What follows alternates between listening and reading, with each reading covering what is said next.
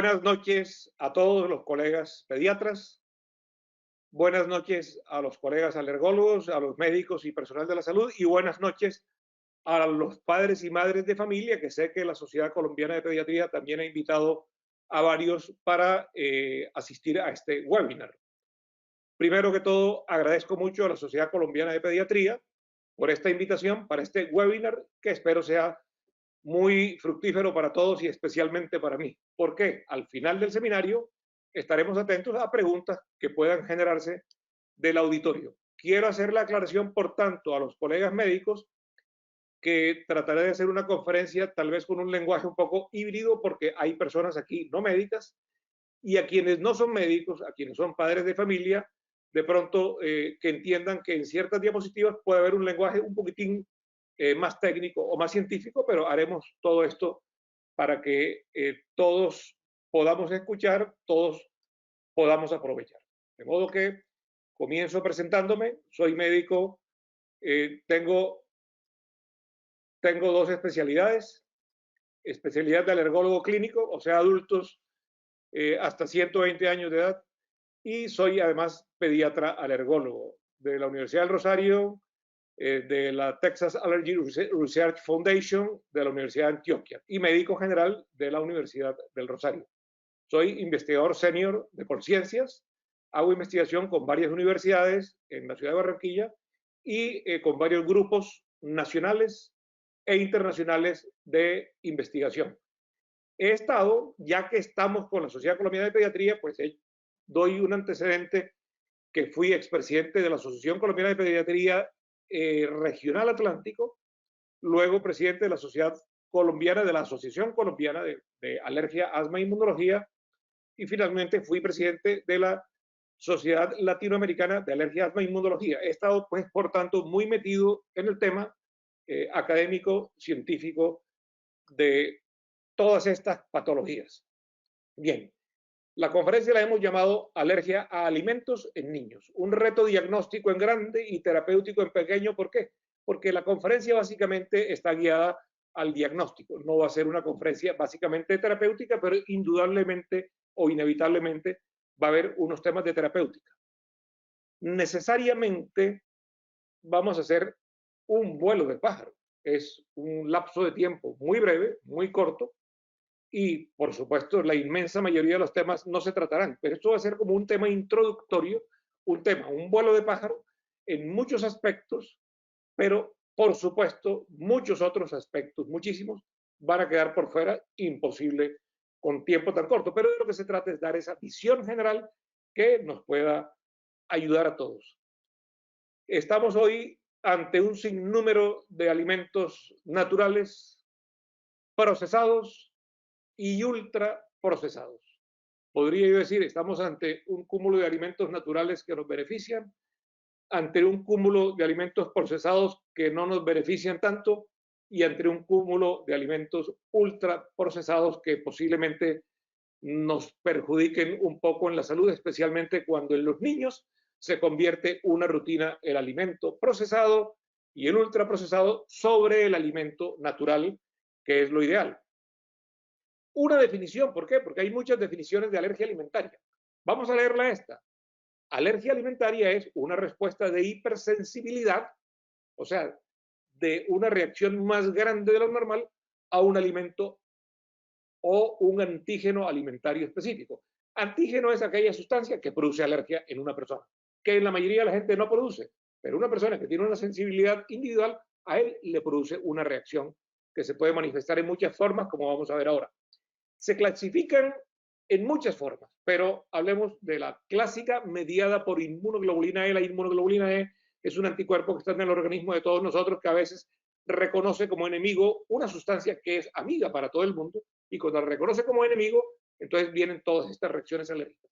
Y hay las no mediadas por IgE en función del tiempo transcurrido, generalmente de un inicio un poco más tardío. A veces no es fácil detectar clínicamente cuál es mediada, cuál es no mediada, porque es un problema de una gran complejidad. El tema es muy amplio, muy complejo. Revisión, como ya he dicho, será pues una visión general. En general se estima que estos son los 8 alimentos más frecuentemente productores de alergia alimentaria en niños. Y esto a nivel internacional, con ciertas variaciones entre países. En ciertos estudios en Colombia de pronto varían unos que otros, pero en general, la leche de vaca, y es lógico que el niño desde que nace, casi que el primer alimento, aparte de la leche materna o después de la leche materna, es la leche de vaca. Consume el niño, obviamente, pues mucho más leche de vaca que otros alimentos. Produce también más alergia a esto, aunque el porcentaje es muy pequeño. Leche de vaca, huevo, trigo, soya, pescado, maní, que es más importante en otras latitudes, comienza a hacerse poco a poco importante en Colombia, nueces y mariscos. Son tal vez algunos de los 8 alimentos más frecuentemente productores de alergia alimentaria en niños, con variaciones que hay de región en región. Por ejemplo, este es un estudio en Colombia del doctor Daza y colaboradores, donde la leche de vaca está en primer lugar, luego el huevo, frutos secos, trigo, soya, pescado, otros mariscos. Bueno, son experiencias interesantes porque son experiencias nuestras en Colombia. ¿Qué produce? En el niño produce un gran malestar abdominal, un gran malestar intestinal que puede manifestarse en muchas formas. Dolor, francos cólicos, meteorismo, se infla el estómago, el abdomen del niño, gran meteorismo o barriga inflamada como un tambor, vómitos. Esta es una escultura aquí expulsando agua por la boca, vómitos, diarreas, náuseas, pero también puede producir manifestaciones cutáneas, como esta gran resequedad de piel que se llama dermatitis atópica. En este niño también tenemos una de las manifestaciones de dermatitis atópica, que la piel se reseca, rasca tremendamente. Ojo, la mayoría de las dermatitis atópicas no son por alimentos, pero es una de las manifestaciones en un porcentaje interesante de niños. Esta hinchazón, esta inflamación se llama angioedema, y el angioedema puede ser producido por múltiples causas. Muchas veces no hay causa conocida, como en la dermatitis atópica, que muchas veces no hay una causa externa conocida porque el fenómeno inmunológico o inmunopatológico dentro del organismo es muy complejo. Aquí también en el angioedema, con frecuencia, no se sabe la causa, pero con alguna frecuencia puede ser por un alimento. Aquí hay un angioedema en el labio de menor intensidad. Esto se llama lengua geográfica. La lengua geográfica no es exclusiva de niños alérgicos. De hecho, en muchos niños alérgicos no hay lengua geográfica. Pero cuando hay lengua geográfica, que puede darse en otras patologías, es interesante si el niño tiene las manifestaciones y la sospecha de alergia a alimentos, esta lengua geográfica nos puede dar un campanazo más de alerta de que sí vamos en pos de un diagnóstico correcto y adecuado, aunque el significado de la lengua geográfica no se conozca exactamente y en sí no se considera una patología. El asma puede ser otra de las manifestaciones de alergia alimentaria. La rinitis alérgica, patología crónica alérgica número 1 en el mundo y número 1 en Colombia, tanto en niños como en adolescentes y en adultos, puede ser a veces manifestación de una alergia alimentaria. Obviamente que estas alergias del tracto respiratorio con frecuencia son causadas por inhalantes, por sustancias en el aire, a veces por alimentos. Bien, ¿cómo se mide la prevalencia? O sea, ¿qué cantidad de personas son alérgicas, en este caso, a un alimento? Bueno, una es el cuestionario, generalmente el reporte de los padres. Es una apreciación muy subjetiva y es lo que creemos que puede ser una alergia alimentaria. De hecho, no da una fiabilidad con respecto a la verdadera prevalencia. Luego viene la famosa sensibilización. El paciente en quien podemos demostrar por las pruebas cutáneas de alergia o por un examen de laboratorio que ¿se acuerdan de la inmunoglobulina E? Bueno, la inmunoglobulina E específica para uno u otro alimento.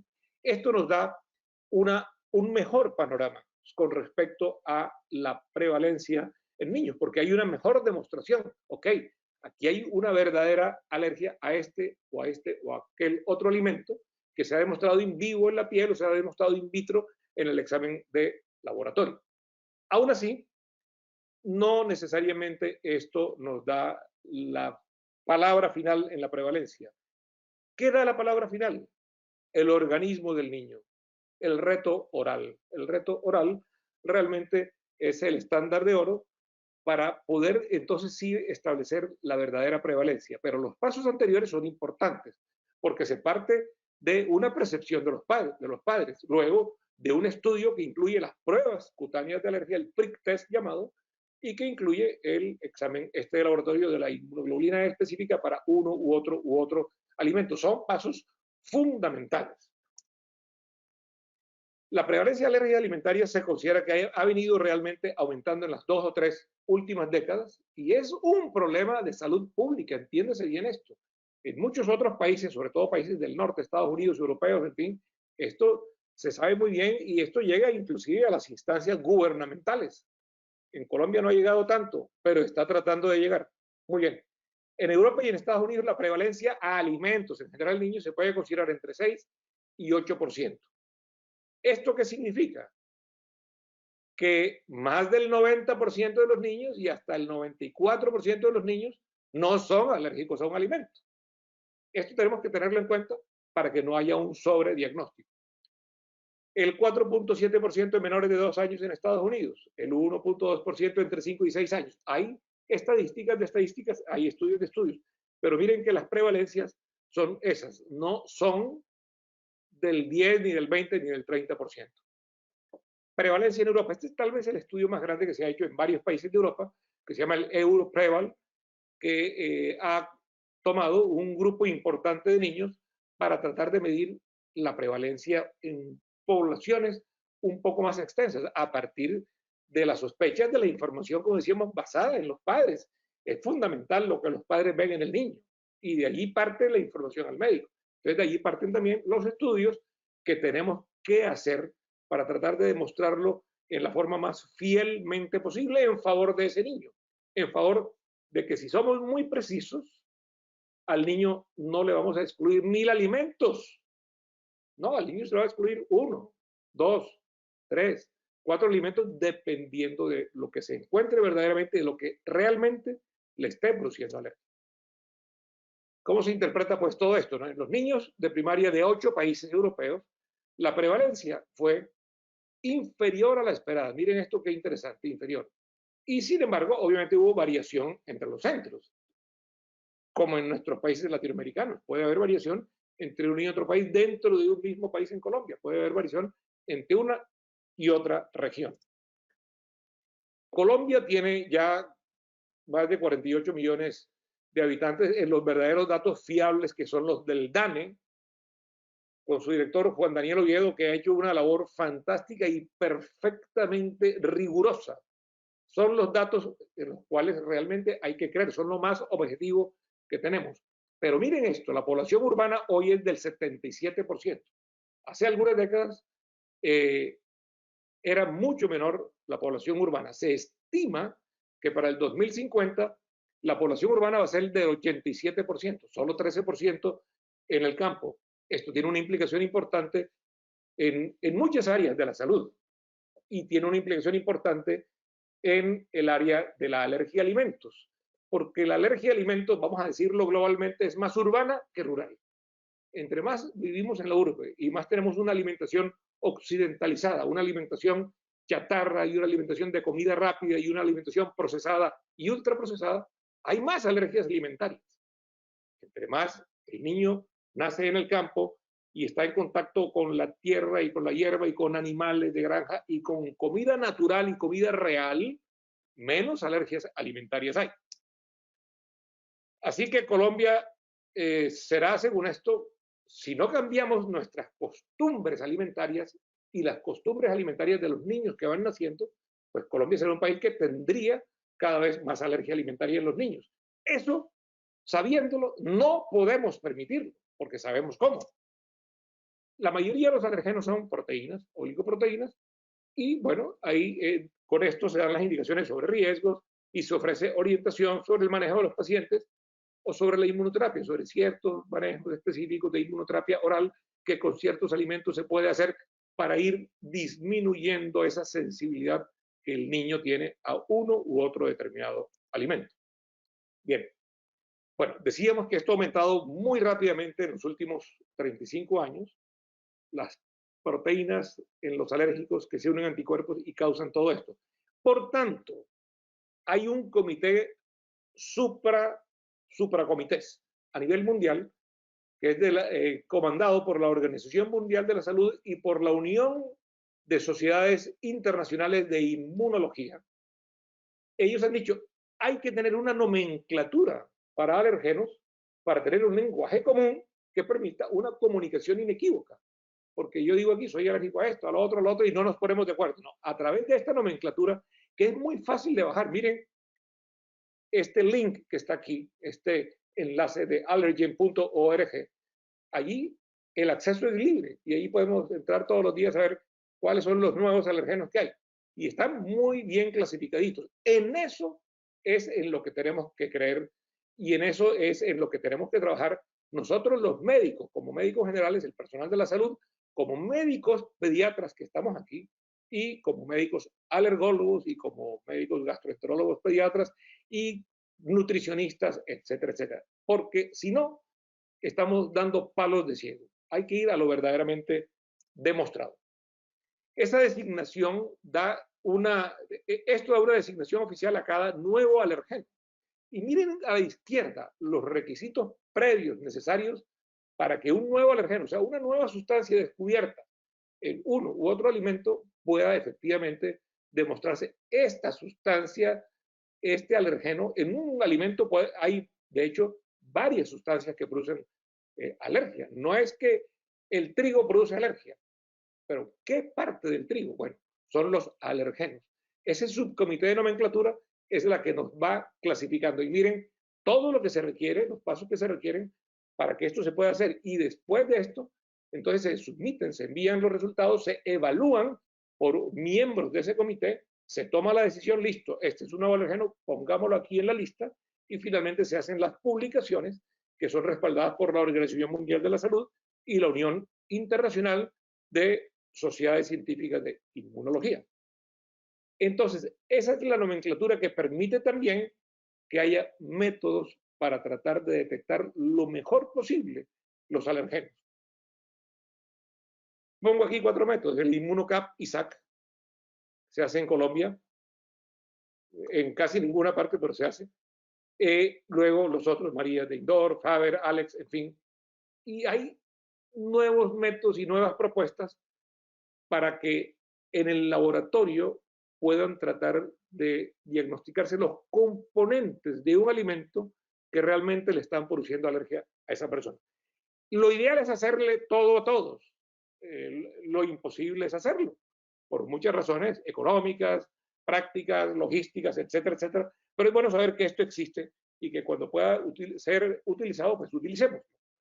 Bien, unos ejemplos simplemente, ¿no?, de algunos alergenos. En este caso, hablemos de alergenos de alimentos provenientes de plantas. Posiblemente el más frecuente sea el trigo, ¿no? Entonces, las prolaminas, las cupinas, BET-B1. BET-B1 ya comenzamos a ver cómo se clasifica la nomenclatura, y profilinas, que son alergenos que están en muchos alimentos. Miren la lista de alergenos del trigo. Toda esa azulita que se llama TRIA, 12, 14, 16, 18, son alergenos del trigo. Y lo mejor es que se ha podido identificar algunos alergenos del trigo como productores de alguna enfermedad. Por ejemplo, el TRIA28 produce anafilaxia, el asma del paladero. El 14 es un panalergeno en la alergia alimentaria, el 25 está asociado al asma, y así, el 37, el final, produce resistencia al calor y a la digestión. Entonces ya hay una mejor tipificación y una mayor precisión diagnóstica que nos permite un mejor tratamiento. Por ejemplo, el ejemplo de la anafilaxia. Anafilaxia es la reacción alérgica que compromete órganos internos y que puede ser fatal, porque puede producir un paro respiratorio, porque puede producir una baja de la presión arterial y producir un colapso también. Entonces, la anafilaxia es aquella alergia que compromete órganos internos y que puede manifestarse en varios órganos de nuestro organismo. Entonces, hay este síndrome. La anafilaxia dependiente del trigo inducida por ejercicio. Las dos fotos lo dicen. El niño comiendo trigo en forma de pan y el niño luego haciendo ejercicio. Se requieren los dos componentes para que efectivamente se llame anafilaxia dependiente de trigo inducida por ejercicio. Si este niño que tiene esa predisposición comió solo el pan, no le pasa nada. Si ese niño que tiene esa predisposición hizo solo ejercicio sin comer nada de trigo, no le pasa nada. Se requieren los dos componentes. Entonces viene pues todo el problema, el ejercicio aeróbico, etcétera, etcétera. Entonces es una forma en que también a nivel nosotros como médicos, la mayoría del auditorio como pediatras, podemos comenzar a interrogar a los padres. ¿Cuándo es que fue después de correr, doctor? Ah, muy bien, y antes de correr, ¿comió alguna cosa? Sí, doctor, comió pan. Por tanto, para un diagnóstico, esas preguntas hay que hacerlas y tenemos que hacer una historia muy completa de aspectos alimentarios, digestivos, de si hay otras alergias. Miren al principio las fotos que les mostré de efectivamente otras alergias también que puede haber, y de si hay antecedentes de alergia en los padres. Luego hay que considerar un diagnóstico diferencial, porque no todo problema por un alimento es una alergia al alimento. Muchas de ellas son intolerancias. La más de moda hoy es la intolerancia a la lactosa, pero hay otro tipo de intolerancias a otros alimentos, ¿no? Bueno, ¿qué incluye el laboratorio? El diagnóstico, pues el laboratorio. Hay exámenes de laboratorio que nos van a ayudar, dentro de ellos el cuadro hemático en general, revisemos varias cosas, revisemos los eosinófilos, la inmunoglobulina E total, que no nos dice nada en particular con respecto a un alimento, pero que nos dice cuál es el valor global. Por ejemplo, en niños con alergia alimentaria que tienen dermatitis atópica, esas IgEs suelen elevarse tremendamente, a 1000, 2000, 3000. Pero en muchos otros, la IgE total no nos dice mayor cosa. Por eso hay que ir a la IgE específica, con los dos métodos. El famoso prick test, que es muy sencillo aún en niños pequeños, y la IgE específica in vitro, o sea, en el laboratorio, o sea, en una muestra de sangre. Luego viene el efectuar las pruebas de provocación, controlada con placebo. Esto ya se hacen en centros especializados de alergólogos, y los alergólogos pediatras, yo diría, tal vez la mayoría, efectuamos en nuestros centros las pruebas de provocación, efectuamos las pruebas de reto y obviamente bajo ciertas condiciones de seguridad. Ojo, un ejemplo. Cuando el niño ha tenido una anafilaxia, esto hay que hacerlo en un centro hospitalario, obviamente. Y hay que tener todas las precauciones y hay que ver si se justifica o no se justifica hacerle la prueba de provocación o hacerle la prueba de reto a ese niño. Bien, factores de riesgo para que un niño tenga alergia alimentaria. Bien, un niño con dermatitis atópica podría ser alergia alimentaria, posiblemente no en más del 30% de niños con dermatitis atópica. Un niño que tenga asma, que tenga rinitis alérgica o que ya se demostró alergia a otro grupo alimentario. Entonces uno podría sospechar, está haciendo una nueva alergia a un nuevo grupo alimentario. Antecedentes personales. A la derecha, antecedentes familiares. Historia familiar de atopia. Atopia casi es igual a decir alergia. Atopia es tener una predisposición, una sensibilización a ciertos alérgenos cuando el padre o la madre han tenido alguna manifestación alérgica y especialmente cuando han tenido alguna alergia alimentaria. Entonces, todos son factores de riesgo, unimos todas esas fichas del rompecabezas para ir elaborando nuestro diagnóstico, que en principio es fundamentalmente clínico, y esto es importante para todos los médicos pediatras, importante para todos los médicos generales, importante para médicos de cualquier especialidad que quieran ver esto, importante para nutricionistas.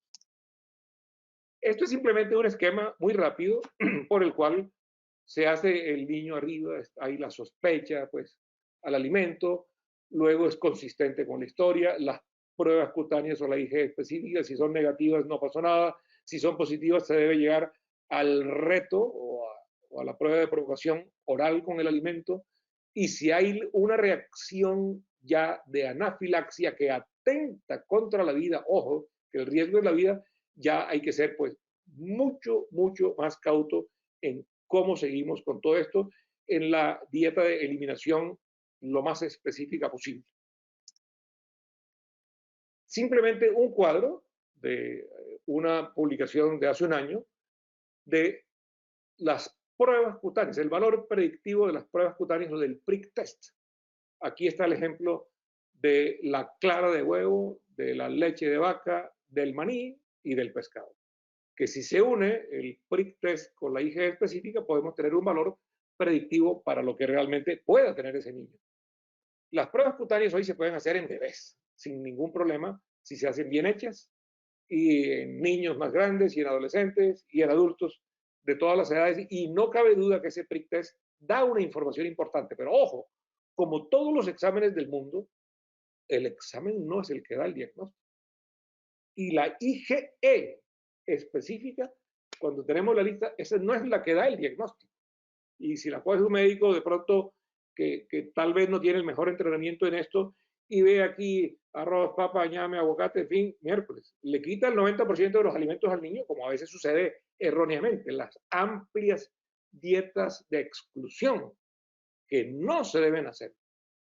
El examen es una ayuda para el médico, es una ayuda para el médico alergólogo y para el alergólogo pediatra, es una ayuda para el gastroenterólogo pediatra, es una ayuda para el pediatra para tratar de hacer el diagnóstico lo mejor posible en ese paciente que es un ser vivo, que en último su organismo es el que nos da el diagnóstico. Estas son unas pruebas, pruebas de parche, que nunca tienen la validez que tiene el prick test, que tiene una mejor validez, pero es importante saberla, existen, a veces se hacen, pueden a veces dar una visión más general, pero nunca van a darnos una visión tan específica como para ayudar tanto a un diagnóstico, pero son de una cierta ayuda.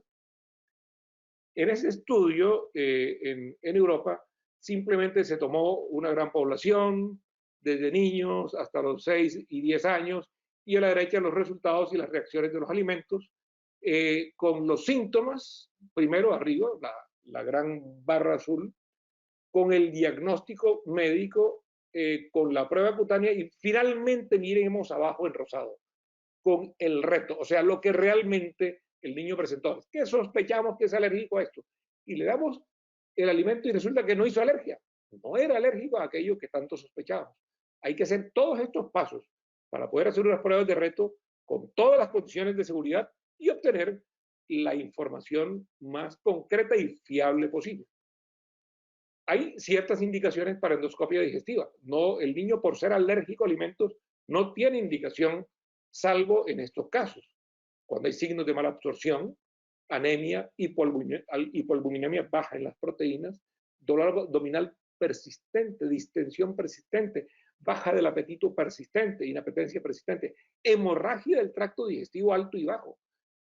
Bueno, y en los llamados síndromes eosinofílicos, también hay una indicación realmente de tener una endoscopia digestiva, una biopsia y ver, se encontraron ahí en la mucosa de eosinófilos, no se encontraron, etc. Son de una ayuda importante en estos casos. Si en esta muestra del Europreval se tomaron más de 12,000 niños, miren cuántos llegaron realmente a hacerse la prueba de reto, 46. Hay que ser, por tanto, selectivo para de verdad llenarse con todo el rigor científico y hacer la prueba de reto a quien realmente lo merece. Por supuesto que requiere esto todo un protocolo y llenar una serie de pasos. Estos son un esquema de prick test o de pruebas cutáneas en donde la franja gris es la que da un diagnóstico positivo. En Colombia creo que mucha gente se sorprenderá de que la izquierda es leche de vaca, 0,5%.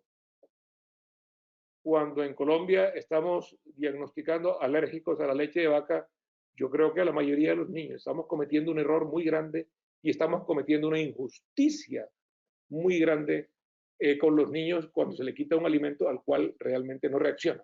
Se ha dicho mucho, si alguien tolera algo, no hay por qué quitarlo. Si un niño tolera un alimento, no hay por qué quitarlo. Miren que aquí en ellos el maní y la avellana tienen las pruebas positivas, la frecuencia de pruebas positivas más grandes. Tal vez en Colombia no es nuestra situación, pero es un ejemplo bien interesante. El huevo de gallina, el trigo, la soya, el pescado blanco, los crustáceos. Niños que participan en el seguimiento. Miren, aquí de 10.500 niños reclutados durante la edad escolar, prácticamente la mitad desertaron del protocolo. Hacer estos estudios no son fáciles, pero es importante. Y completaron ser elegibles 88 casos estimados. Características diagnósticas en niños aptos para el reto con alimentos. Bueno, ahí lo tenemos, a la niña, arriba. Los niños con el reto para leche, para huevo de gallina, para maní, para avellana, para crustáceos. Aquí de pronto hacemos retos también a otra serie de alimentos. Pero miren que hay que ser, vuelvo a decir, muy preciso para poder llegar a hacer estos retos. ¿Qué sucede dentro de nuestro organismo? ¿Cuál es la inmunopatología? O sea, tenemos un sistema inmunológico que a veces está enfermo en ciertas áreas. Inmunopatología. Pues el tracto gastrointestinal tiene lo que se llama el sistema inmunológico de mucosas, el MALT, que se llama. Un sistema inmunológico importantísimo y este es solo un esquema muy grande. Arriba está el alergeno. Esta es la luz intestinal. Y luego entra por la mucosa intestinal, entra el alergeno y comienza a haber una serie de reacciones aquí con dos moléculas de IgE, con una molécula de alergenos, lo cual puede suceder muchas veces en una sola célula, un montón de moléculas de alergeno con un montón de pares de moléculas de IgE que hacen que esta célula, llamada mastocito, libere un montón de sustancias. Creo que todo el mundo no médico que esté aquí presente ha oído hablar de la histamina. Bueno, una de esas sustancias que liberan estos mastocitos, que todos tenemos mastocitos, es la histamina, pero liberan un montón de otras sustancias que van a producir luego toda esa sintomatología intestinal o extraintestinal, como vemos a la derecha, en el sistema cardiovascular. Vasodilatación, que automáticamente es bajar la presión arterial, pero mire, ojo, puede producir shock, taquicardia. En el sistema cutáneo, urticaria, las ronchas, el flushing, que es ese calor y ese ponerse rojo completamente, el rascado generalizado, el angioedema, ¿se acuerdan? La hinchazón de los párpados, la hinchazón del labio en algunos niños. Sistema respiratorio, broncoconstricción, lo que más se parece al asma, pero muchas veces no es asma, sino simplemente es manifestación de alergia a un medicamento. Disnea es la dificultad para respirar. Y ojo con el edema de la laringe, que es un paso de aire muy chiquitico. El niño que comienza a hablar así, ojo con eso, porque un edema laringio es un paso muy fuerte de la anafilaxia que tenemos que cortar inmediatamente con adrenalina si estamos fuera, y en el hospital pues ya hay muchos recursos de los médicos urgenciólogos para tratar de impedir un paro respiratorio en ese niño. Tos, secreción nasal, secreción periocular, la secreción de moco. Miren más abajo, vimos el sistema cardiovascular, el sistema de piel, tegumentario, el sistema respiratorio, pero miren, el sistema nervioso. Puede haber alteración del estado mental, puede haber ansiedad y puede haber inclusive mareo. El sistema nervioso periférico, esa sensación como de pullas y de rasquiña casi que a nivel generalizado. Y otros, a nivel conjuntival, en las mujeres, calambres uterinos, en mujeres y en niños, en mujeres niñas, y en mujeres y en niños, calambres intestinales y cólicos intestinales. Por tanto, cuando se pueda, tratemos de llegar al diagnóstico desglosado por componentes, los famosos epitopos de alergenos, y llegar al componente, ojalá en cuanto se pueda, llegar al laboratorio, al acceso, a la aprobación por parte de la EPS, etcétera, etcétera. Pero hay casos que lo ameritan. Pongamos unos ejemplos. Alergias a mariscos y alergias a pescados. Ya sabemos que mariscos y pescados, comidas de mar en general, son uno de los 8 alimentos alergénicos más importantes en los niños. Vuelvo a decir, en un porcentaje pequeño. La inmensa mayoría de los niños no son alérgicos a ellos. Pero en los niños se da una prevalencia que puede ser más alta, que es más alta, perdón, en adultos, pero que puede comenzar desde la niñez. En países industrializados hay una declaratoria obligatoria, no solamente de los componentes de los mariscos que están en un alimento, sino de muchos otros componentes de alimentos. Una declaratoria. Ustedes ven que en ciertos alimentos empacados, que no es lo ideal que coman los niños, dice, puede contener trazas de maní. Un ejemplo. Puede contener trazas de nueces. Puede contener pescado. Puede contener mariscos. Entonces, ojo con el puede. Generalmente sí es. Entonces, ojo con quien es sensible o alérgico a esos alimentos. El consumo de alimentos de mar ha aumentado en los últimos años, indudablemente, y no solamente en las costas, también en sitios interiores de los países, y por tanto con un consiguiente aumento en su prevalencia. Miren lo interesante entonces de la prevalencia. Cojamos a la izquierda el ejemplo del pescado. Por cuestionario de los padres, un poco menos del 1%. Por sensibilización con pruebas cutáneas o con la inmunoglobulina específica, algo casi el 3%. Pero con el reto oral, 0.3%. Miren que cada vez como afinamos más el diagnóstico. Con crustáceos, el cuestionario, casi hasta el 6%, del 0.1 al 5.5%. Por sensibilización, se logran en estudios distintos desde 0 hasta el 10%. Y por reto oral, casi el 1%, 0.9%. Miren, entonces, cómo realmente el diagnóstico se va volviendo cada vez más preciso. Y esto sin hacer las pruebas in vitro por componentes, que es aún más preciso. Bueno, perdón, no hay nada más preciso que el organismo humano. El reto oral da la última palabra. Por mucho que los exámenes y las pruebas y los exámenes in vitro sean negativos, si el niño se come un marisco y se enrolla, punto, diagnóstico hecho. ¿A quién hay que creerle? Al organismo por encima de cualquier laboratorio y de cualquier procedimiento diagnóstico. Finalmente, los moluscos. Miren también cómo vamos escalando en el afinamiento de la prevalencia, desde el cuestionario, la sensibilización, hasta el reto oral. Alergia al trigo y cereales es importantísimo, puesto que el trigo es un alimento fundamental en todos los países del mundo. También lo es en Colombia. Y ya el trigo se está cultivando en muchos pisos térmicos. Tiene un gran valor nutricional, es importantísimo. Se puede procesar en muchos alimentos, en los panes, las pastas, las pizzas, bebidas como la cerveza, para los preadolescentes y adolescentes. Pero tiene, acuérdense de la lista, por lo menos 30 alergenos relacionados, ya vamos por más, relacionados con alergia al trigo. Entonces, la verdadera alergia es una reacción inmunológica adversa al trigo. Cuando el paciente o el niño come trigo y presenta reacción, ya el diagnóstico está hecho, pero tenemos que cerciorarnos con todo el protocolo para hacer un tratamiento de exclusión que se justifique. Miren, alergia al trigo y cereales. Arriba está en verde la guía de la mediada por inmunoglobulina E, que se une, ¿se acuerdan? A las dos moléculas IgE, ¿se acuerdan del esquemita? Y se activan esos mastocitos que liberan las sustancias. Pero hay la no mediada por inmunoglobulina E, que puede producir una sensibilización local a expensas de otra parte del sistema inmunológico, que son las células TH2, son unas células ayudadoras que tenemos todos en el organismo. Puede producir un poco de reacciones más tardías, puede producir un poquitico de reacciones un poco más crónicas. Entonces hay que tener en cuenta esos dos tipos fundamentales de alergia. Y miren ustedes cómo hay los famosos componentes. Estos ya son componentes específicos de uno u otro alimento. Aquí hay algunos componentes específicos, volvemos nuevamente del trigo, pero también aquí, miren, aquí abajo, en la letra L, la profilina, que es un componente que está presente en muchos alimentos, es un panalergeno, el TLP, por ejemplo.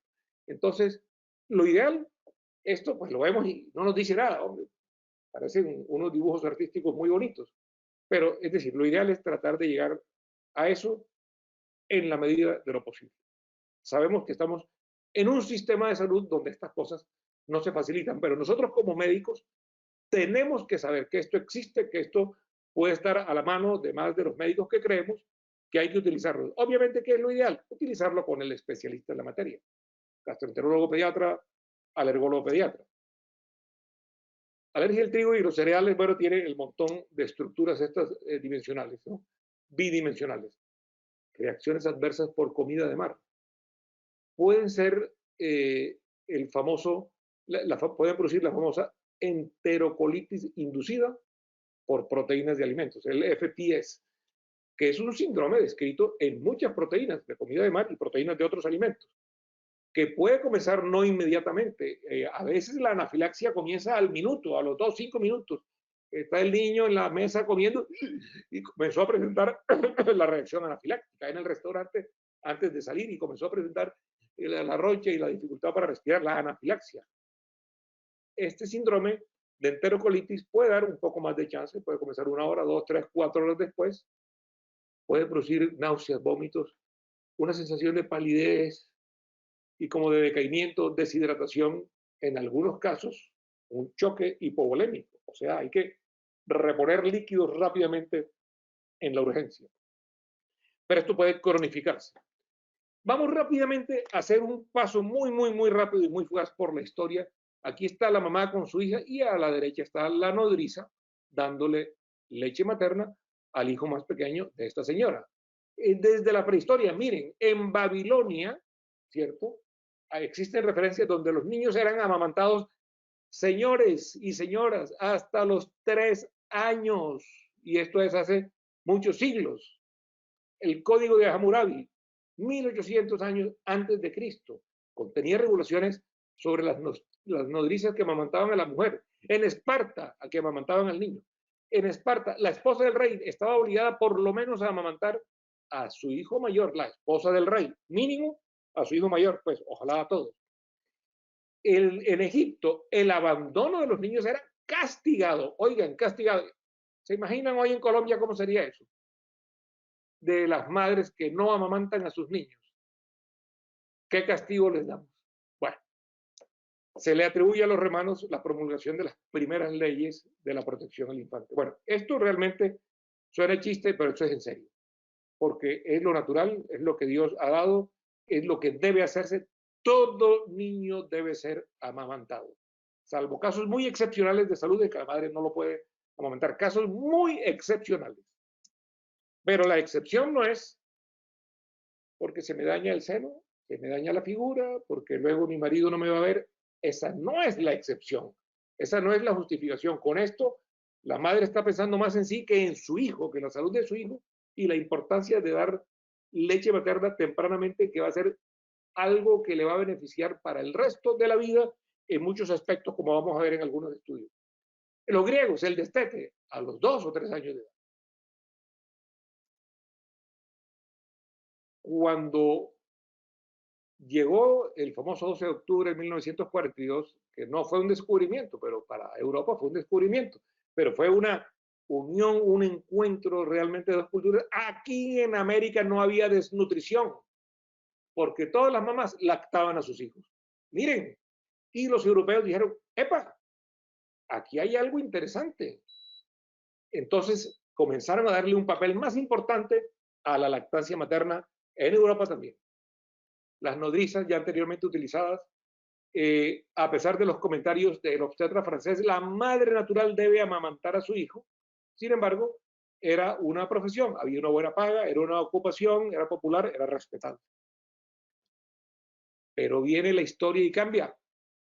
En la Segunda Guerra Mundial viene la construcción de la leche en polvo y los suplementos de la lactancia. Y entonces, qué bueno, ya le podemos dar el tetero porque es lo mismo que la leche materna. No es lo mismo, ojo, ojo. Las fórmulas de leche, por muy perfectas que sean, no son lo mismo a la leche materna. Esto debe quedar muy claro.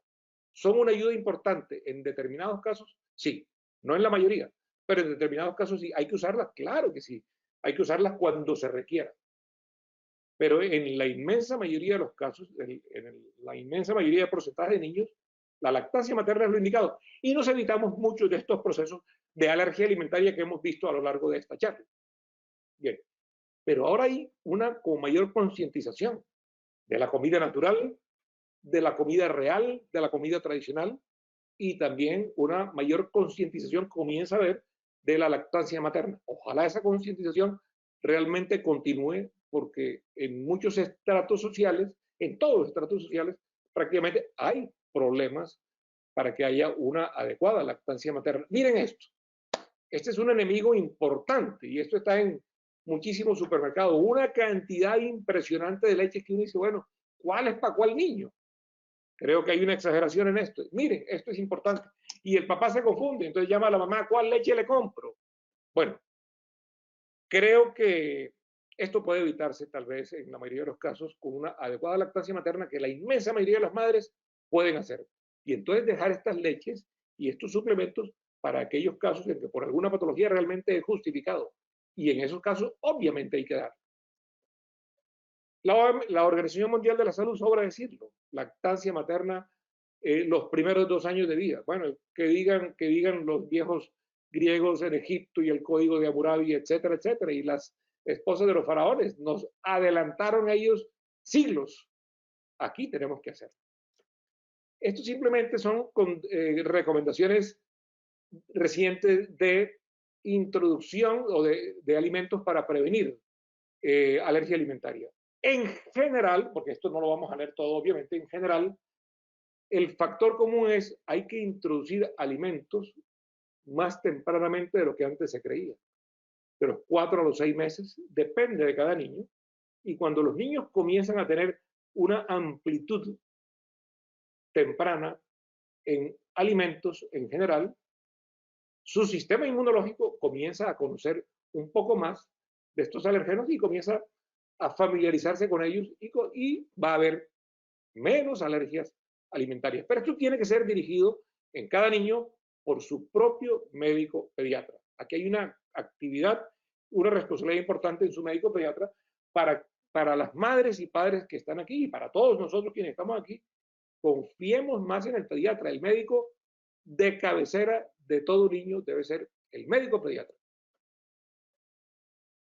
Para que veamos en algunos países en desarrollo qué se utiliza como alimentación complementaria. Miren, en Bangladesh, en la India, en Pakistán, miren a la derecha. Y en distintos meses, obviamente, de vida, a los 6, 7, 8 meses, en fin.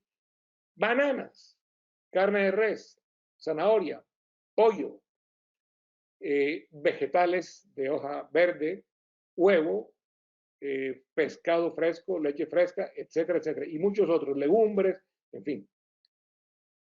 Hay que recurrir a estos alimentos. Muchos de estos alimentos son baratos. ¿Qué proteína hay más barata que el huevo y el pollo, por ejemplo? Entonces, hay que recurrir a este tipo de cosas realmente en nuestros niños. Estamos en Colombia, no estamos en Noruega.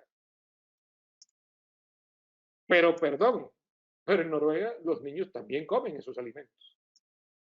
Bueno, aquí tenemos Bangladesh, la India, Pakistán. Miren, pescado, pollo, carne, legumbres, leche, huevos, etcétera. Acuérdense que el 95% de los niños, 97% de los niños, pueden comer huevos sin ningún problema. El pollo, gracias a Dios, es muy poca la alergia que produce y el mayor porcentaje de los niños puede consumirlo. Es más barato que la carne, es más barato que el pescado, aunque hoy cada día se está comercializando un poco más el pescado. La leche, hay que darla, la leche termina siendo un alimento barato y como hemos visto, la inmensa mayoría de los niños no son alérgicos a la leche. La inmensa mayoría de los niños no son intolerantes a la lactosa, pero obviamente cuando lo hay, ese alimento hay que excluirlo en el caso de la alergia a proteínas de la leche o dar una leche sin lactosa en el caso de la intolerancia a la lactosa, que para los no médicos son dos cosas totalmente diferentes. Alergia a proteínas de leche de vaca es una cosa, intolerancia a la lactosa no es alergia. Bien, miren esto tan interesante, esta hipótesis integrada de alergia a alimentos. A la izquierda tenemos los factores que pueden ayudar a que haya mejor tolerancia, pero como estamos hablando de las dietas, miremos aquí el tercer punto, los factores dietéticos. El primero, bueno, asar y tostar el maní en Colombia no es un mayor problema hacerlo, no es tan importante el maní en nuestra dieta. Pero miren el segundo, la alta ingesta de frutas y verduras. Esto sí lo tenemos en Colombia. Y en los mercados y en las tiendas y en los mercados en zonas periféricas es fácil conseguir las frutas y los vegetales. Y están más a la mano de lo que creemos. Y después, miren los 3 puntos, la alta ingesta de frutas y vegetales, y luego la dieta no occidentalizada. ¿Qué significa eso? Pues la que no es dieta chatarra, la dieta natural, es la alimentación real, señores, la alimentación de verdad, verdad, no el paquete, no el frasco, no el cartón, no, etcétera, etcétera, etcétera. ¿Qué estamos haciendo con nuestros niños? Por Dios, estamos medio matándolos en vida, dándole tanto alimento industrializado.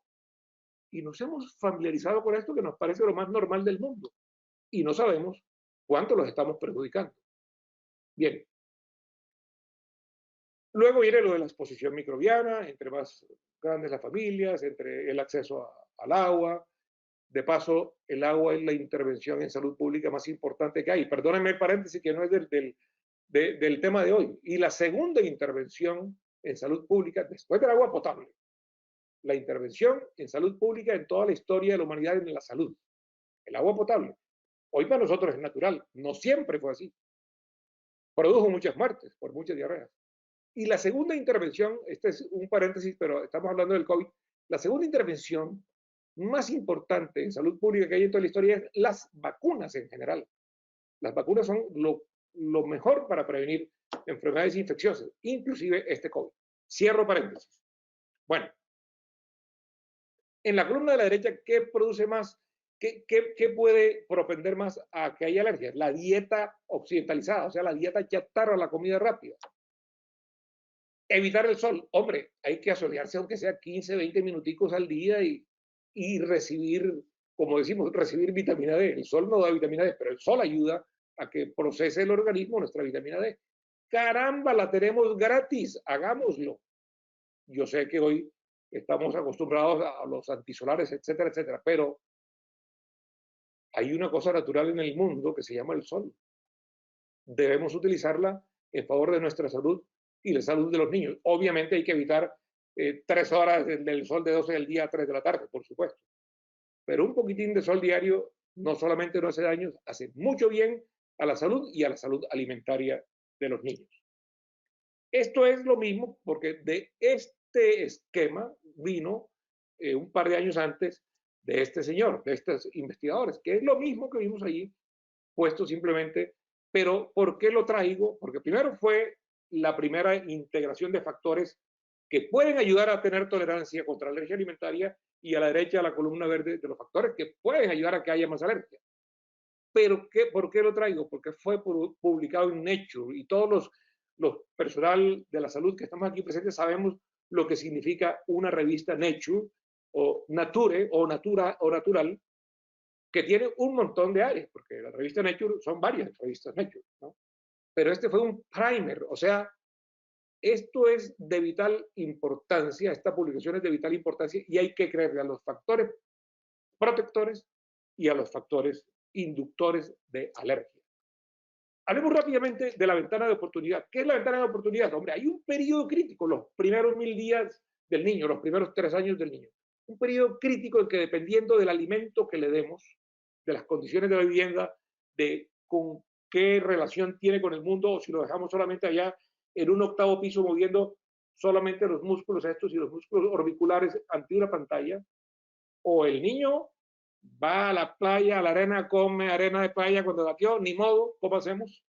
Mis 3 hijos, cuando eran niños, todos gatearon en la playa.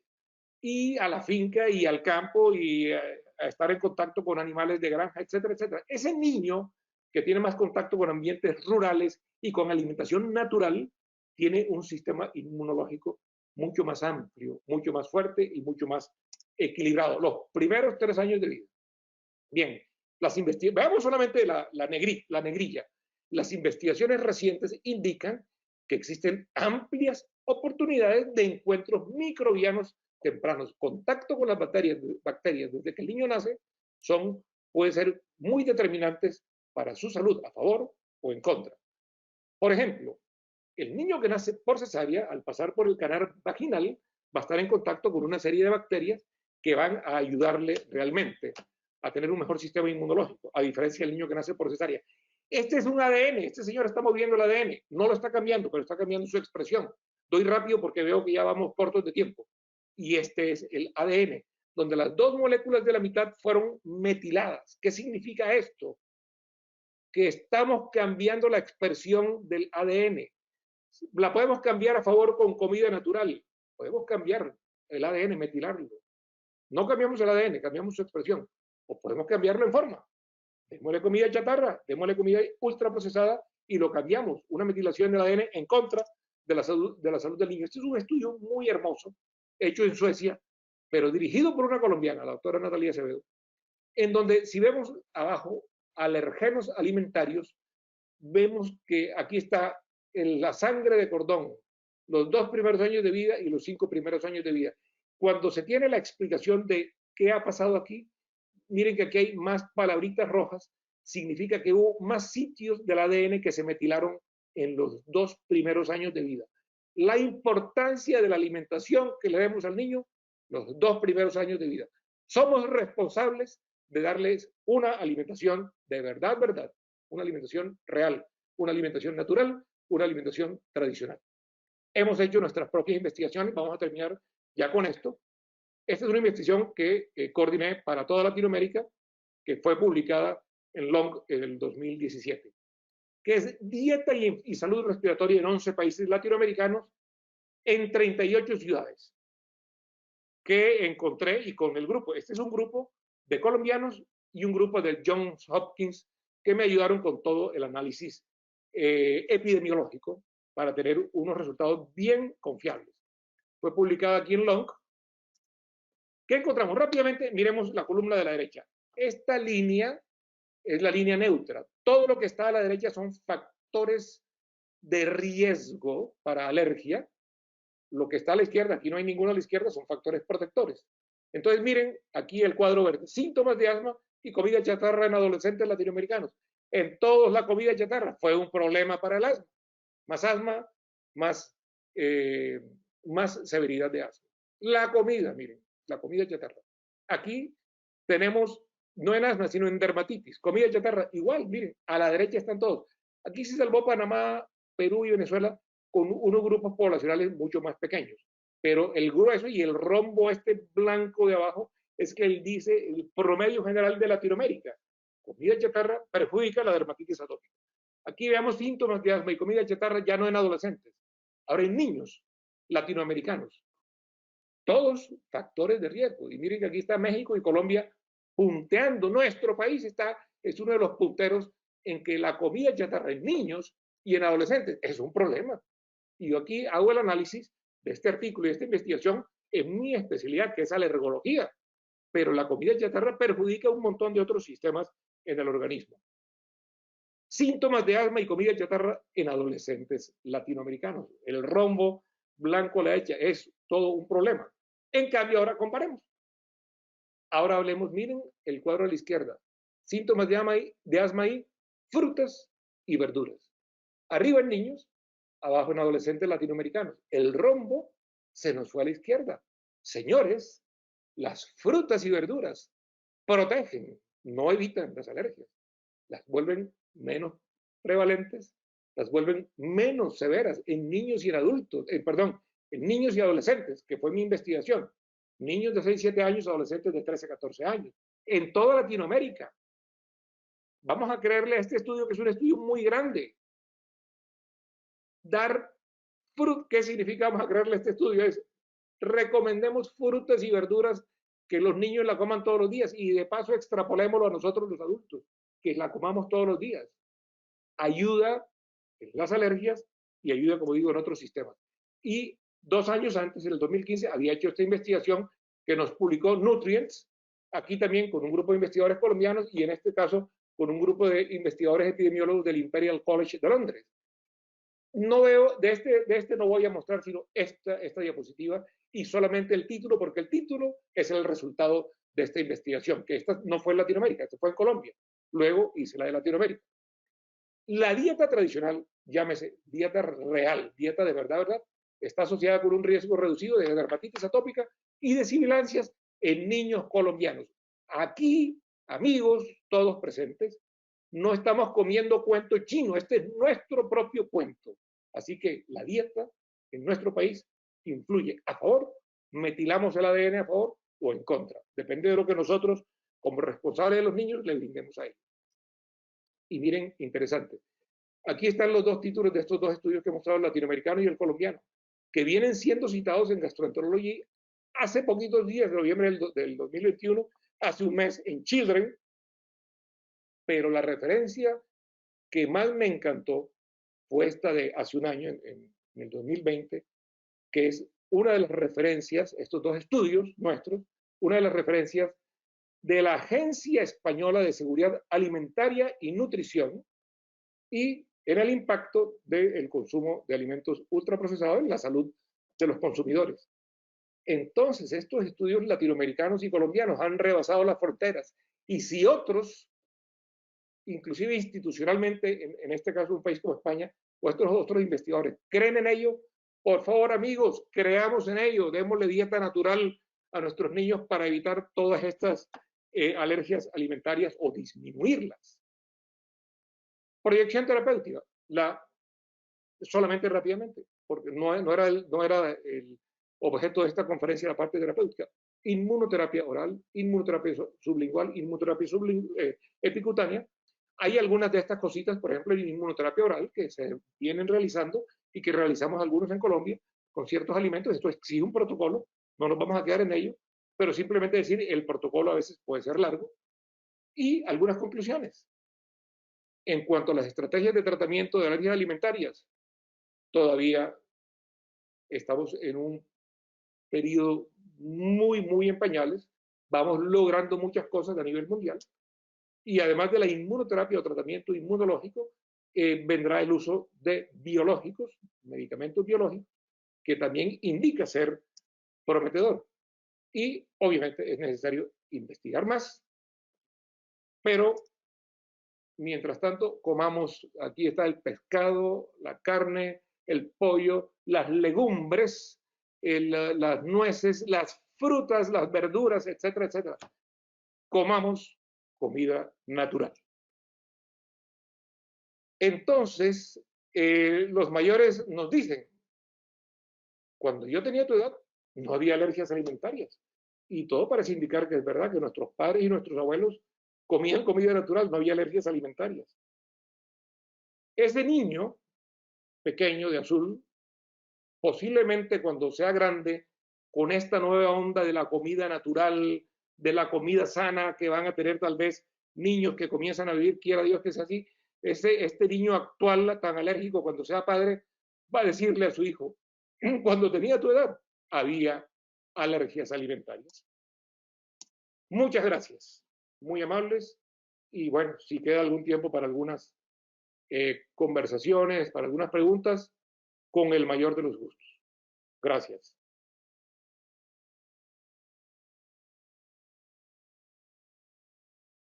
Si quieren tomar la palabra, alguien, el moderador para las preguntas. Doctor, buenas noches. Soy Fernando. Yo me voy a encargar de leer las preguntas del público. ¿Listo? Gracias, Fernando. Muchas gracias. Listo, vamos con la primera. ¿A partir de qué edad recomienda la realización de pruebas cutáneas? Desde que el niño nace. Miren, les voy a contar una anécdota. Hay un evento científico importantísimo anualmente del Miami Children's Hospital. Y a una pediatra, ni siquiera un alergólogo, a una pediatra, le escuché decir en uno de esos eventos ya hace varios años, miren, si cuando el niño nace, la mamá no puede amamantar y cuando le dan leche, el niño presenta una reacción alérgica, a ese niño se le puede hacer un prick, aunque sea a una cosita, a 2, 3, 4 leches, a ver qué se le puede dar, a ver a qué es alérgico, a ver a qué no. El concepto ha cambiado, que antes se dijo, no, que desde los 5 años, no, desde los 2 años, no desde el año, no desde los 6 meses. En general, la piel de los niños, entre más pequeños, reacciona menos, es verdad. Pero cuando reacciona, hay que darle, por tanto, un valor importante. Ahora, lo que hay que ver es la justificación. Por supuesto, este es un caso excepcional de que un niño recién nacido lo vayamos a hacer una o dos pruebitas, solamente, una cosa absolutamente excepcional, como anecdótica. Pero lo que quiero decir es, se le puede hacer a niños muy pequeños, todo depende de la justificación de la intensidad de sus síntomas. Porque cuando podemos manejar, miren esto, gracias por la pregunta, miren, para los pediatras aquí, para los no alergólogos, para los no alergólogos pediatras, no gastroenterólogos pediatras, con mucha frecuencia el diagnóstico de alergia alimentaria puede ser un diagnóstico clínico, pero tengamos la certeza de que de verdad estamos seguros de que se reprodujo con la ingesta del alimento el síntoma, ¿no? Pero cuando no, y si el niño es muy pequeño y comienza a hacer síntomas muy tempranos, entonces muy tempranamente está justificado hacerle las pruebas cutáneas. Hay que saber dirigirlas y en el menor número posible de alimentos, entre más pequeño es el niño. Listo, doctor. Vamos con la otra. ¿Podemos realizar ISAC a nuestros pacientes en Colombia? Sí, Lo que pasa es que, como les decía, sí se puede. Lo que pasa es que hay que solicitarlos. Generalmente viene la aprobación de la APS, de la EPS, y entonces viene la pregunta y mándenos una amplitud, una ampliación de la historia y mándenos la justificación y etcétera, etcétera, porque desgraciadamente no son exámenes económicos, entonces no están realmente a las puertas de cualquier persona y no cualquier bolsillo puede hacerlo. Sí se puede hacer. Yo estoy seguro, en otros países ya cada vez se ha ido ampliando más. Estoy seguro que en Colombia se podrá ir haciendo cada vez más y cada vez más podrá ser aprobado. Mientras tanto, pues estamos en la lucha para que esto se pueda hacer un poco más de lo que se está haciendo.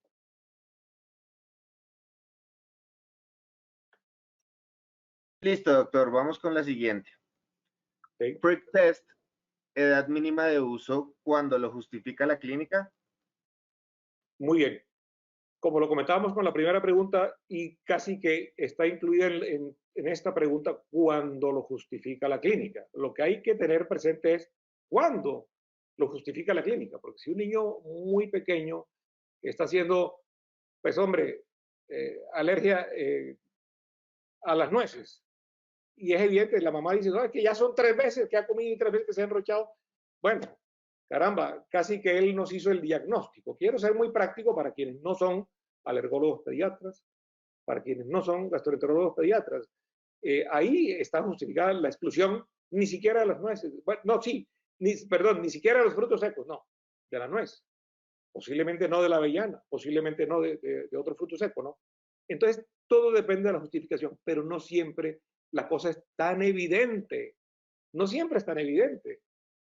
A veces el niño tiene unos síntomas y no se sabe qué se lo está produciendo. Entonces hay que comenzar a sacar ya el protocolo de estudio y son los niños en que más se justifica comenzar a hacer tempranamente las pruebas de alergia. Un concepto importante, ¿no?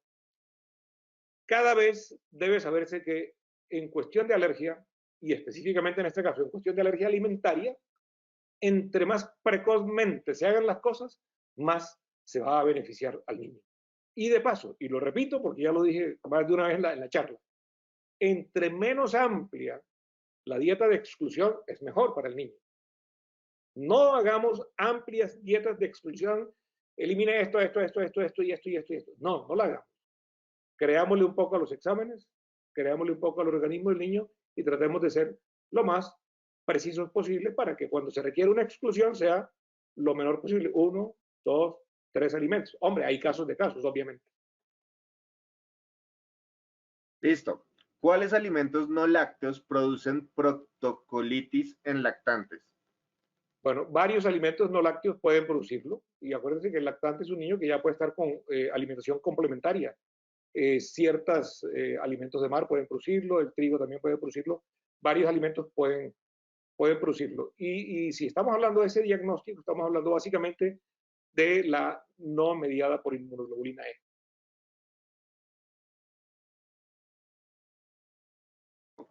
¿Cómo hacer un diario alimentario para estudio de alergia alimentaria? ¿Qué alimentos ocultos o raros identificar?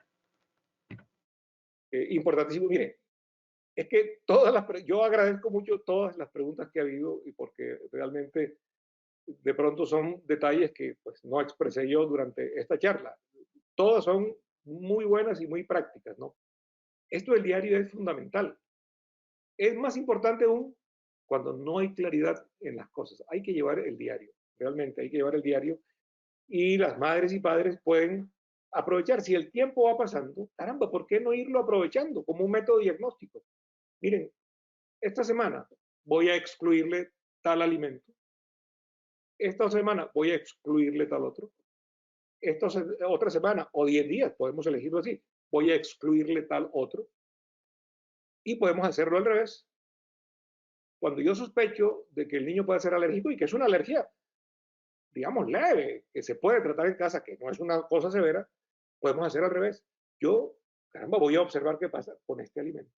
Mientras tanto, se le da el resto de alimentación normal que el niño come y que no le produce problema. Esta otra semana, estos otros 10 días, voy a darle este otro alimento y voy anotando, anotando. Lo de alergenos ocultos se da mucho más en dietas perdón, en alimentos procesados y ni hablar de los ultraprocesados, que ya ustedes han oído de sobra cuál es mi política al respecto. Lo ideal para los niños es que no haya ni los unos ni los otros. No hable aquí ni siquiera del azúcar. Lo ideal es que no haya azúcar. Pero bueno, los niños van al colegio y van al cumpleaños y comen estas cosas. Por lo menos no se los demos en la casa. Por lo menos en la casa démosle la alimentación natural. Lo del diario es importante. Hay muchas formas de hacer los diarios. Un consejo, un consejo. Cuando comencemos a hacerlo y estemos en la consulta con el pediatra, tratemos de irlo llevando con el pediatra, que el pediatra nos vaya guiando. Cuando la situación se complica, el mismo pediatra nos lo va remitiendo a alergólogos pediatras, a gastroenterólogos pediatras, dependiendo de lo que se trate. Pero el pediatra es fundamental, fundamental para comenzar a hacer estos estudios, este seguimiento y esta asesoría a la familia. Entonces, cuando hagamos los diarios, nunca lo hagamos solo. Siempre llevémoslo a la consulta cada mes, cada 2, cada 3 meses, dependiendo del periodo en que lo requiera el niño. Listo. ¿Qué opina del test A200 para alergia alimentaria? Miren, a nivel de las sociedades científicas de alergia, asma e inmunología, no lo usamos, porque esto lleva a mucha confusión. Y los pacientes salen felices porque me hicieron un montón de alimentos y viene la lista, por fin, ahora sí me dijeron a que soy alérgico. Desde el punto de vista científico y de exámenes inmunológicos, no se ha podido, digamos, reproducir bien, o sea, documentar bien que realmente tenga esto una validez. Yo quisiera no hablar mucho de validez científica, yo quisiera no hablar mucho de esto porque, hombre, es un problema. Yo sé que hay también, pues, detrás intereses económicos y todo, pero simplemente digo, a nivel de alergia e inmunología, no lo usamos. Por ¿Cuándo todo el... debemos sospechar alergia? Perdón, Perdón, yo hablé encima de ti, perdón, dime. ¿Cuándo debemos sospechar alergia a proteína de leche de vaca en nuestros lactantes?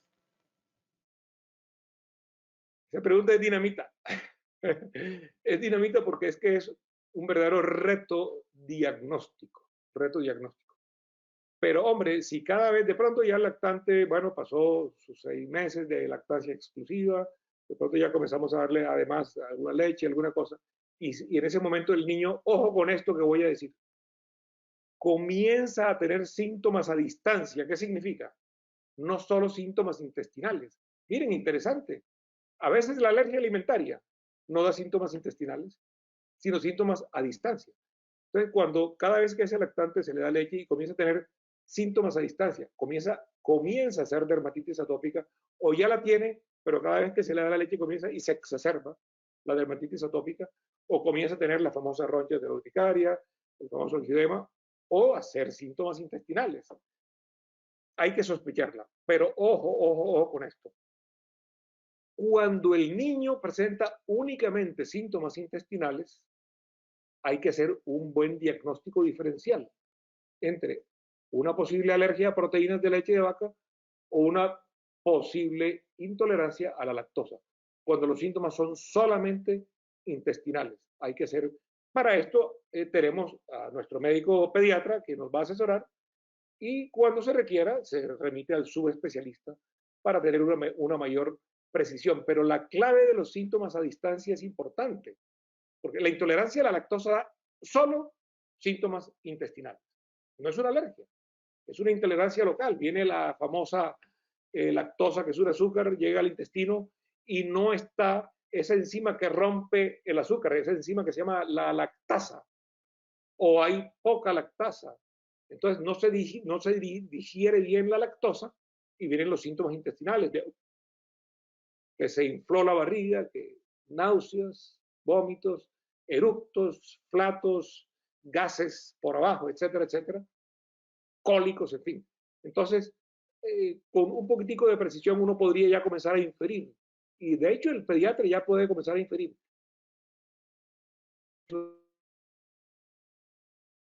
Yo creo que esto va a ser una verdadera alergia a proteínas de leche de vaca. Y de ahí vienen ya los estudios que deban hacerse. Listo.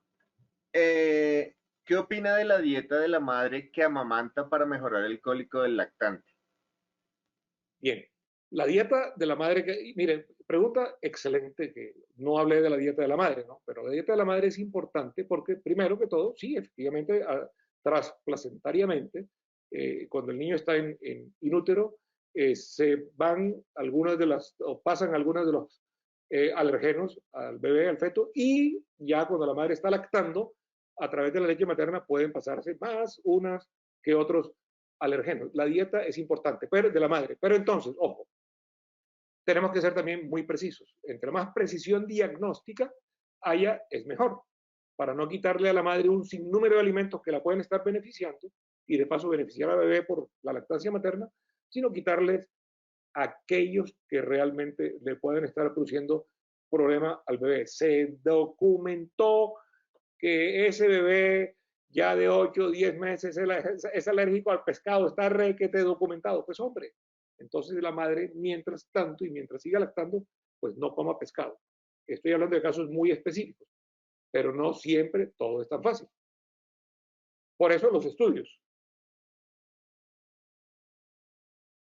En cuanto a las reacciones cruzadas a proteína de leche de vaca, en ese caso debemos excluir soya, almendras, etcétera. Bueno, ok, ojo, ojo. Las reacciones cruzadas a la leche de vaca con la soya no son tan porcentualmente importantes como en algún momento se creyó. Hay un porcentaje y en ese porcentaje en que también hay alergia a la soya, ok, se excluye. Pero ojo, el criterio es no por ser alérgico a la proteína de leche de vaca, ese no es la razón para justificar excluir la soya. ¿De acuerdo? Tenemos que tener la certeza. Probablemente hay un porcentaje muy grande de niños que no son alérgicos a la soya, pero en aquel porcentaje en el cual se demostró alergia a la soya, ok, se le excluye la soya, pero la razón es porque se demostró alergia a la soya, no por el hecho necesariamente de ser simplemente alérgico a la proteína de leche de vaca. Entonces hay que hacer los estudios, y así con otros alimentos, ¿no? Hay que hacer los estudios, porque no nos podemos quedar con que la reacción cruzada es para el 100%, no es. La reacción cruzada no es para el 100%, en unos alimentos es para porcentajes muy pequeños de niños. Listo. Entonces, ¿qué? ¿Usar IG específica o pre-test? ¿Cuándo Perdón, uno y cuándo el otro? perdóname que te haya interrumpido. Entonces usar IG creo que es lo que quieren decir. ¿Y cómo sigue la pregunta? Por eso, entonces, ¿qué? ¿Usar IG específica o pre-test? ¿Cuándo uno y cuándo otro? Ok. No, no son excluyentes. Se puede usar el uno o el otro. El test, el prick test in vivo tiene un valor sumamente importante porque es in vivo. O sea, está sucediéndole realmente al niño y lo está manifestando allí en la piel. La inmunoglobulina E específica tiene un valor importante porque tiene una semi cuantificación. Y hay que ser muy claros, no es que sea totalmente, pero tiene una semi cuantificación. Son complementarios, pero yo quiero dar el mensaje de que entre más fácil se haga el diagnóstico, pues menos intervención hay. No seamos tan interventores.